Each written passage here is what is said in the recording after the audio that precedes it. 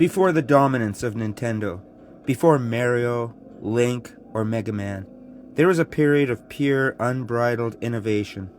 This was the Wild West of video games in North America, a time when a blinking dot was revolutionary, and the future of entertainment was being written one pixel at a time. This is the story of how it all began, how it took over the world, and how it crashed, just to rise again.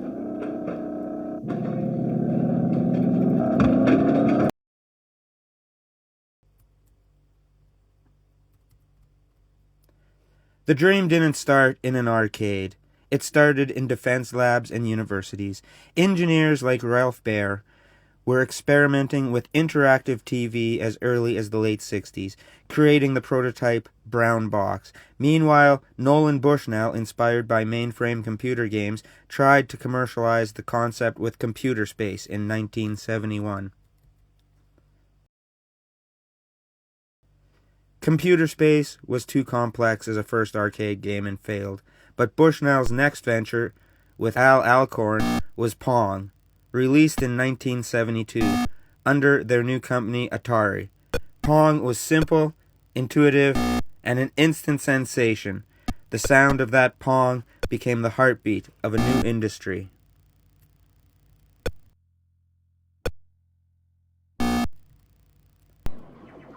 By the mid-70s, video games were moving out of the bars and into dedicated spaces, but were still a novelty. Then came 1978, and Space Invaders. It didn't just sell, it became a cultural phenomenon. To repel the invaders takes skill and concentration. The only prize is your own survival. The golden age of arcades had arrived. The 80s ushered in icons. Pac-Man introduced the first true gaming mascot and appealed to a wider audience, including women. Donkey Kong gave us our first look at a character, Jumpman, not long after Mario. Random arcade machines could be found nearly anywhere the owner thought it might make some money, but the arcade became the social hub of the early 80s urban youth.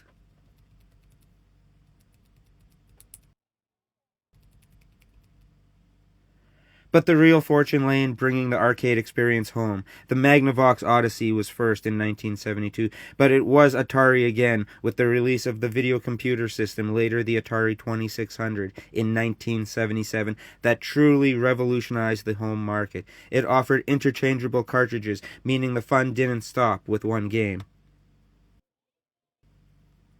The killer app arrived in 1980, a home port of Space Invaders. It wasn't perfect, but it was Space Invaders in your living room. Sales of the console quadrupled. Atari was the undisputed king of home entertainment before Beta and VHS came a few years later.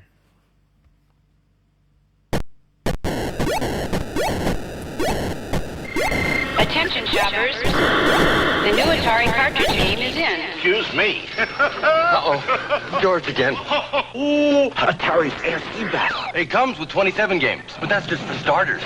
You can get 9 cartridges, 187 games. Blackjack. I'd like an Atari. Sorry, only our demonstrators left.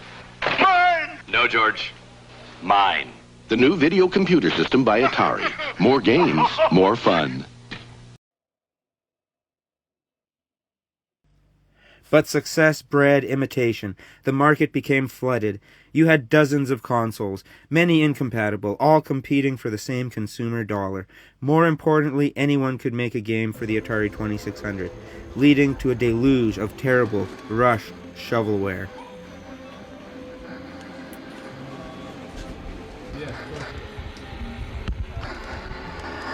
The breaking points were Pac-Man and E.T. rushed for the 1982 holiday season.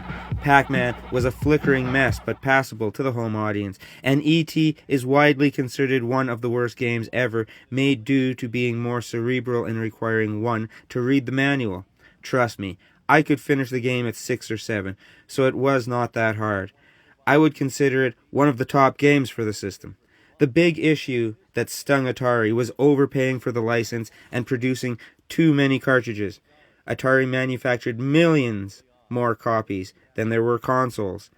We'll probably be out of the 600, I'd say by Monday or Tuesday. We do have another 1,200 coming that should be here hopefully this week, which it's terrific considering we're the only people that do have them.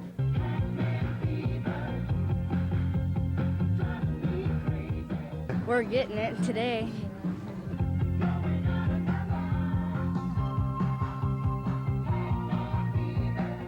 It's not that home video games are all that inexpensive, but Kinney says people know what they want, and recession or not, they'll do all they can to get it.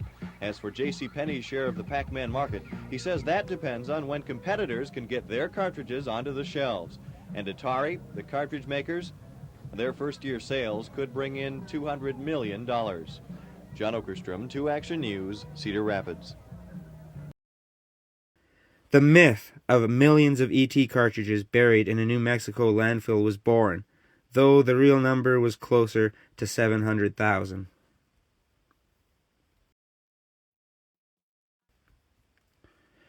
The trust was gone. Retailers stuck with unsold stock stopped ordering. In 1983, the North American industry collapsed.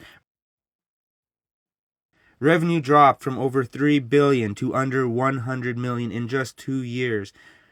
For most of the public, the video game fad was officially over. For the next couple years, games and systems would be in stores with ever marked down prices. But it wasn't the end. It was a necessary correction. While the North American market lay in ruins, a company in Japan was watching, learning.